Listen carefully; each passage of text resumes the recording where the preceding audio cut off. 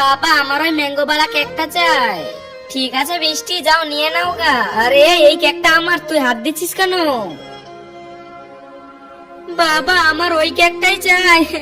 আমি যখন ওই কেকটা লাস্টে গিয়েছিলাম তখন ওই ছেলেটা আমাকে অপমান করে তাড়িয়ে দিল। আরে বেটি তুমি আরেকটা কেক নিয়ে নাও না, এখানে তো অনেক কেকই আছে। না বাবা আমার ওই ম্যাঙ্গো বালা কেকটাই চাই। ভাইয়া তোমার কাছে এরকম ম্যাঙ্গো বালা কেক আছে? আর না ভাইয়া, এরকম কেক একটাই ছিল।